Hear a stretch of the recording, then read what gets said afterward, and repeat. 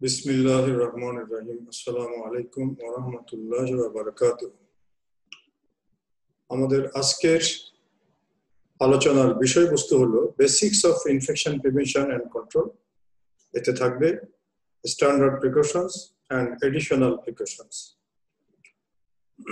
অর্থাৎ আজকের lesson plan হলো স্ট্যান্ডার্ড প্রিকশনস এবং তার কম্পোনেন্টস গুলো hand hygiene, personal protective equipments, waste disposal, sharp management এবং এডিশনাল প্রিকশনস। যেমনটি আমরা আগের লেকচারে বলেছিলাম, infection prevention and control is everyone's business. এটা সবাইকে জানতে হবে। আজকের এই লেকচারের শুরুতেই আমরা শ্রদ্ধা ভরে স্মরণ করি এই মহিষী নারীকে, ফ্লোরেন্স নাইটিঙ্গেল, যিনি বলেছিলেন, "The very first requirement in a hospital is that it should do the sick no harm." আমরা আগের দিন ইউনিভার্সাল ভার্সাস স্ট্যান্ডার্ড প্রিকশনস নিয়ে কথা বলেছিলাম।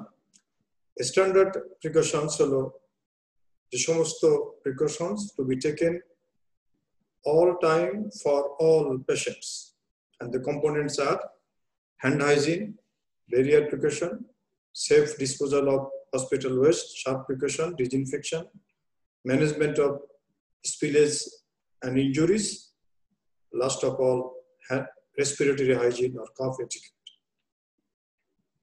Let us start with the hand hygiene. Hand hygiene is the most important component of standard precautions.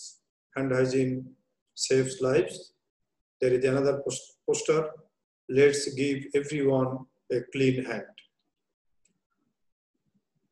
এর শুরুতেই আমরা আবার শ্রদ্ধা ভরে স্মরণ করি ইগনাস শিমালুয়েসকে, হাঙ্গেরিয়ান ডক্টর, যিনি ভিয়েনার জেনারেল হাসপাতালে কাজ করতেন এবং তাকেই মনে করা হয় ফাদার অফ হ্যান্ড হাইজিন, এবং তার সাথে নাইটিঙ্গেল, তারও অনেক অবদান ছিল। দুঃখের বিষয় হলো 1846 সালে এই জিনিস আবিষ্কার হওয়ার পরও এটা ওয়ার্ল্ডে ওয়াইডলি অ্যাডপ্টেড হয়নি আনটিল 1980, যখন একটা ফুডবর্ন আউটব্রেক হয় এবং হেলথ কেয়ার অ্যাসোসিয়েটেড ইনফেকশনের পরে পাবলিক কনসার্ন হয়ে যায়, তখন ইউএসএ সিডিসি আইডেন্টিফাই করে যে hand hygiene is important way. এবং আরো মজার ব্যাপার হলো WHO এই হ্যান্ড হাইজিন এর গাইডলাইন তৈরি করেছে মাত্র 2009 সালে। So hand hygiene, hands are the most common vehicle of transmission of infection in hospital. এর কারণটা সহজেই বোধগম্য, কারণ আমরা একটা রোগীকে কেয়ার করি হাত দিয়ে, পা দিয়ে বা অন্য কোনো অঙ্গ দিয়ে না। এবং hand washing is the single most important procedure for preventing infection. এখানে যে ছবিটি দেখা যাচ্ছে, একজনের হাত যদি ব্যাকটেরিয়া কালচার প্লেটে রাখা যায়, এই তার এত অর্গানিজম দেখা যায়, 10 to the power 2, 10 to the power 3 colony forming unit per centimeter square. Hand washing কে বলা যেতে পারে do it yourself vaccine. Hand washing is a win for everyone except the germs. আমরা বলছিলাম যে WHO মাত্র 2009 সালে একটা গাইডলাইন দিয়েছে। সেখানে দুটো কথা তারা বলেছে, hand hygiene consist of hand wash and hand rub. Hand wash কখন? যখন ভিজিবলি ডার্টি হবে এবং before any aseptic procedure, then you wash your hand with soap and water, and duration is 40 to 60 second, 1 minute মনে রাখেন। হ্যান্ড রাব, rub your hand with alcohol based sanitizer, amount to be taken palm full. এর duration হলো 20 to 30 second. আমরা যদি half minute, আধা minute মনে রাখি তাহলে সহজ। WHO এই সময় সহজ করে 5 মোমেন্টস ফর হ্যান্ড হাইজিন বহুল প্রচলিত একটি পোস্টার। এর মধ্যে দুটো হলো আগে এবং 3টা হলো পরে। Before touching a patient, touching means touching for any reason, and before any procedure, এই দুটো হলো বিফোর। আফটার কয়টা? After a procedure or body fluid exposure risk after touching a patient and after touching a patient's surrounding. এটা hand hygiene audit এবং সব জায়গায় এই 1 2 3 4 5 হিসেবেই মনে রাখা হয়। When to wash our hands, আমরা মোটামুটি সবাই এটা জানি, তবু আরেকবার মনে করিয়ে দেওয়া। Before and after an aseptic technique or invasive procedure, before and after contact with a patient or carrying of a wound or IV line, after contact with body fluids and excreta removal, after handling of contaminated equipment or laundry, before administration of medicine, after cleaning of spillage, after using the toilet, before having meals, at the beginning and end of duty. এই প্রসঙ্গে সবাইকে মনে করিয়ে দেওয়া ভালো যে gloves cannot substitute hand washing, which must be done before putting on gloves and after their removal. কেন এই জিনিসটা হয়তো আমরা অনেকে জানি না। Before putting on gloves, অর্থাৎ আমি যদি আমার হাতটা আগে জীবাণুমুক্ত করে না নেই, গ্লোভসে যে ছোটখাটো ফুটা তৈরি হবে সেটা দিয়ে আমার হাত থেকে অর্গানিজম, মাইক্রো অর্গানিজম রোগীর কাছে যাবে। And after their removal, কেন আফটার রিমুভাল হলো এই জন্য যে আমি সতর্কতা অবলম্বন করার পরেও গ্লোভস মাইক্রোপোর থাকতে পারে, অর্থাৎ ওই রোগীকে কেয়ার দেওয়ার পরে আমার গ্লোভসের ফুটা দিয়ে আমার হাতের মধ্যে মাইক্রো অর্গানিজম আসতে পারে। তো সেজন্য আমাকে আবার হ্যান্ড ওয়াশ করতে হবে। প্রথমটা রোগীকে সেভ করলাম আর দ্বিতীয়টা নিজেকে সেভ করলাম, দুবারই করতে হবে, শুরুতে এবং শেষে। কি কি দিয়ে হ্যান্ড ওয়াশ করা যায়? Soap water, antimicrobial soap water, alcohol based hand rub. তিনটার ব্যবহারও তিন রকম এবং এদের কার্যকারিতা আপনারা দেখে নিন। এর মধ্যে সোপ, অ্যান্টিসেপটিক সোপ, অ্যালকোহল রাব, এটা দিয়ে তিনটা দিয়েই ট্রানজিয়েন্ট ফ্লোরা দূর হয়, কিন্তু রেসিডেন্ট ফ্লোরা দূর করতে গেলে অ্যান্টিসেপটিক সোপ এবং অ্যালকোহল রাব প্রয়োজন হবে। আর হাত যখন ফিজিক্যালি সয়েলড হয়ে যাবে তখন অ্যান্টিসেপটিক সোপ ভালো।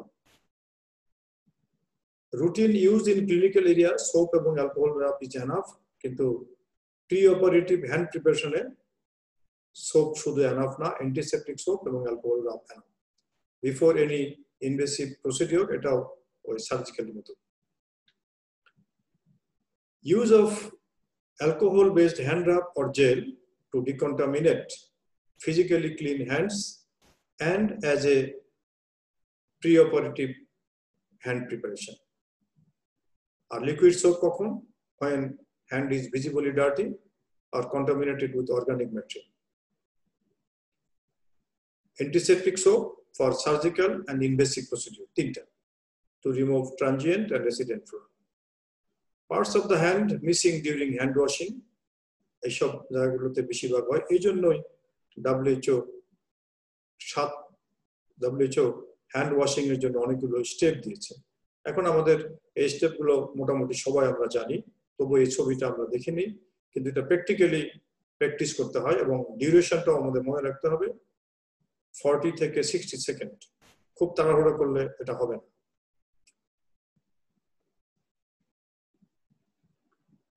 এবং হ্যান্ড ওয়াশের পরে ডিসপোজেবল পেপার টাওয়েল দিয়ে হাতটা মুছে ফেলতে, ড্রাই করতে হবে। এটা ড্রায়ার দিয়ে করলে হবে না বা টাওয়েল দিয়ে করলে হবে না। এরপরে আপনার হাত সেফ হয়ে গেল, সেফ। যতগুলো antiseptic, antimicrobial activity of the antiseptics আমরা ইউজ করি তার মধ্যে আপনারা দেখতে পাচ্ছেন সবচেয়ে ভালো হলো অ্যালকোহল বেসড, এবং সেই অ্যালকোহলেরও একটা পার্সেন্টেজ WHO দিয়েছে, 70% থাকা দরকার। খুব বেশি হলেও অসুবিধা আর কম হলে কাজ করবে না। বেশি হলে এক ধরনের অসুবিধা, কম হলে আরেক ধরনের কার্যকারিতা হারাবে। তা আপনারা দেখছেন যে অ্যালকোহল বেসড হ্যান্ড রাবের মধ্যে gram positive, gram negative bacteria, mycobacteria, fungi, virus সবগুলোই ধ্বংস হয়, বাকিগুলো কোনোটা হয় কোনোটা হয় না। এই ওয়াটারলেস অ্যালকোহল বেসড যে হ্যান্ড স্যানিটাইজার, এটা কমনলি ইউজ করা হয়। It can kill 99% of most common organism. এটার মধ্যে যে ইমুলিয়েন্ট আছে, that reduce dryness and it takes less time than hand washing, only 30 seconds, and it can be used anywhere. Body fluids that may contain blood-borne viruses include blood, blood-stained body fluid, semen, vaginal secretion, tissue, and cerebrospinal fluid. And body fluids that may contain other pathogens, feces, vomit, saliva, urine, sputum. তো যে কোনো body ফ্লুইডে হাত আমার ময়লা হয়ে গেলে অবশ্যই hand wash করতে হবে। সেকেন্ড আমরা আসি ব্যারিয়ার প্রোটেকশন বা ইউজ অফ পিপিই। এখানে প্রথম আগে জিজ্ঞেস করতে হবে যে কখন আমরা ইউজ করব, আমার কোনো সম্ভাবনা আছে কিনা বডি ফ্লুইডের কন্ট্যাক্টে আসা। যদি সম্ভাবনা না থাকে তাহলে প্রোটেক্টিভ ক্লোদিং, অ্যাপ্রন, গাউন আমি ইউজ করব না। যদি সম্ভাবনা থাকে তখন দুটো প্রশ্ন, low risk of splashing or high risk. If it is high risk, তখন আমাকে সবগুলোই করতে হবে, glove, apron, gown, mask, eye protection. আর যদি লো রিস্ক হয় শুধু গ্লোভস এবং অ্যাপ্রন পরলে চলবে। গ্লোভের সিলেকশনের ব্যাপারে আমাকে দুটো জিনিস চিন্তা করতে হবে, যে স্টেরাইল অথবা নন স্টেরাইল। যদি আমি অ্যাসেপটিক কোনো প্রসিডিওর করতে যাই, কোনো সার্জারি করতে যাই, ফলিস ক্যাথেটার বা সেন্ট্রাল লাইন, তখন অবশ্যই স্টেরাইল গ্লোভ ইউজ করতে হবে। আর যদি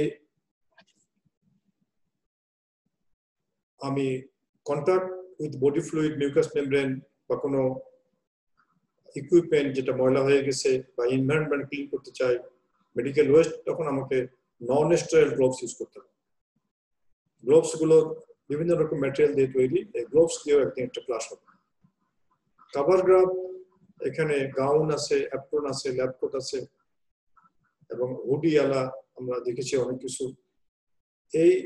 এছাড়া আছে ফেস শিল্ড, গগলস এবং সার্জিক্যাল মাস্ক বা N95 রেসপিরেটর। এই পিপিই নিয়ে আমাদের জাহিদ ভাই আরেকটা ক্লাস নেবেন, সেখানে বিস্তারিত আলোচনা করা হবে। আমি শুধু কম্পোনেন্ট গুলো বলে যাচ্ছি। এরপরে কম্পোনেন্ট হলো safe handling of used sharp instrument. কয়েকটা জিনিস মেনে চললেই সেফ হ্যান্ডলিং হয়ে যায়। একটা হলো do not disassemble needles from syringes or other devices, discard as a single unit, do not recap needles, do not carry used sharps by hand or pass to another person, discard sharps immediately after use into a sharp container, ensure sharp containers are placed at points of use. আমি যেখানে কাজটা করব তার ধারে কাছে থাকা দরকার, দূরে থাকলে অনেক সময় ফেলে দেওয়া হয় না। Ensure containers are securely closed when 3/4 are full. একটা কম্পোনেন্ট হলো ম্যানেজমেন্ট অফ ইনজুরি এবং এক্সপোজার টু বডি ফ্লুইড। যে কোনো ইনজুরি হলে এখানে তিনটা জিনিস করতে হবে। যতটুকু ব্লাড বেরিয়ে যাওয়া ছেড়ে যায়, কিন্তু স্কুইজ করা যাবে, ব্লিড ইট, তারপরে এটাকে ওয়াশ করতে হবে সোপ ওয়াটার দিয়ে, তারপরে ব্যান্ড এইড দিয়ে কাভার ইট এবং report it to infection control officer. এটাই হলো ইনজুরির ম্যানেজমেন্ট। আমরা এখন স্ট্যান্ডার্ড প্রিকশনের কম্পোনেন্ট গুলো আবার দেখি।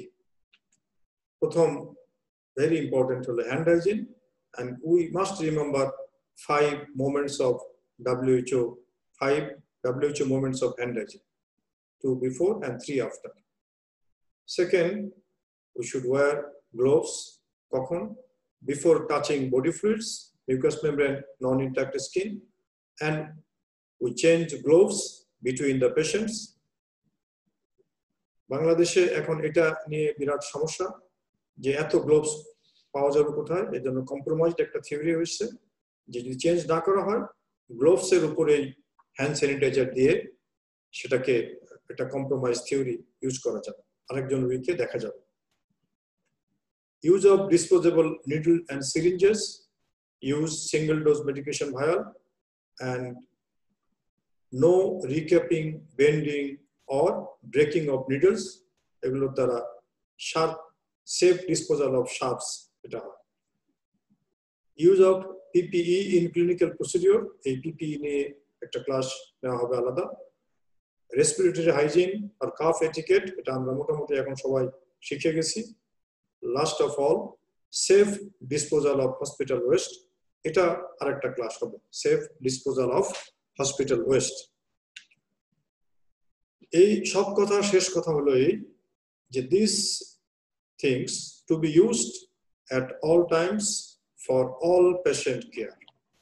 এখানে কোভিড, নন কোভিড বা কোনো ইনফেকশাস, নন ইনফেকশাস বাইরে থেকে তো বোঝা যায় না, এই জন্য this practices are to be carried out at all times for all patient care.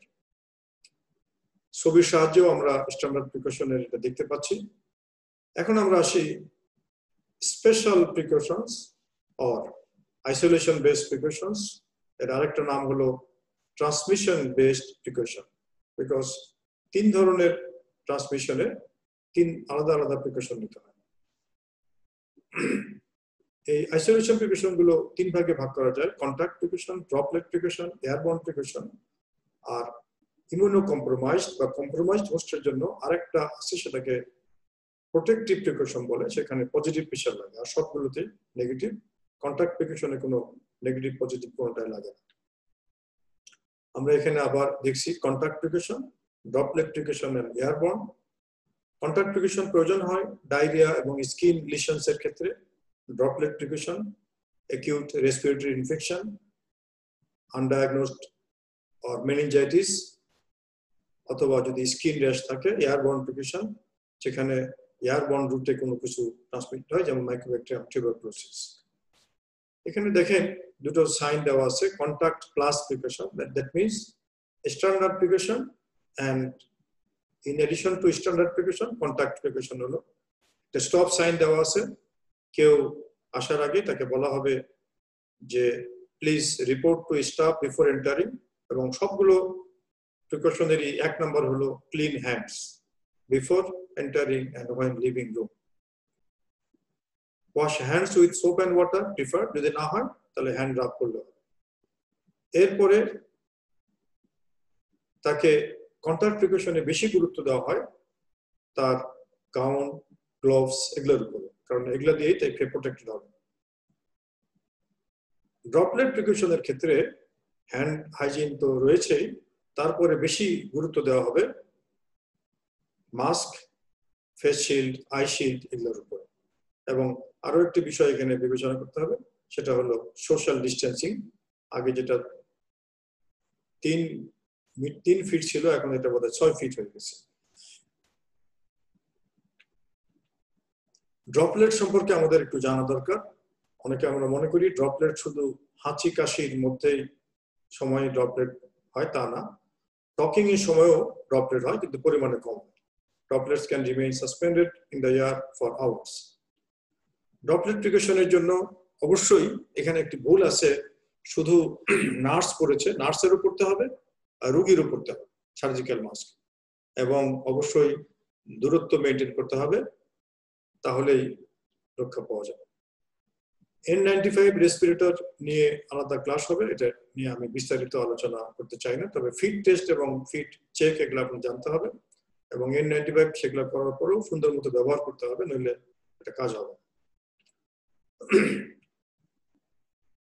Airborne প্রিকশনের ক্ষেত্রেই N95 রেসপিরেটরটা বেশি লাগে, এবং এয়ারবর্ন প্রিকশনে অবশ্যই নেগেটিভ এয়ার প্রেশার থাকতে হবে আইসোলেশন রুমটায়, and 6 to 12 air exchange per hour and appropriate discharge of air. Ebola তে সময় এটা খুব বেশি কাজে লেগেছিল।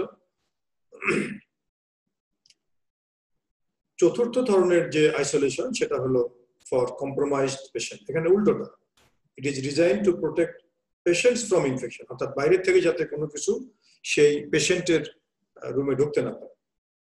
এটা কোথায় কোথায় লাগে? এটা লাগে ইমিউনোসাপ্রেসিভ পেশেন্টদের জন্য, যারা কেমোথেরাপিতে আছে, বোন ম্যারো ট্রান্সপ্লান্ট, ক্যান্সার বা ভেরি সিক। এর বৈশিষ্ট্য হলো এই রুমটা হবে পজিটিভ প্রেশার রুম। আমাদের ওটি গুলো পজিটিভ প্রেশার রুম থাকে। HEPA filtered air supply and restriction of visitor and staff, infected visitor staff, use of mask, gloves, gown, cap, full PPE. তো এই পর্যন্তই আজকে। আপনারা সবাই ভালো থাকুন। সবাইকে শুক্রবারের ছুটির দিনের শুভেচ্ছা। আসসালামু আলাইকুম ওয়া রাহমাতুল্লাহ।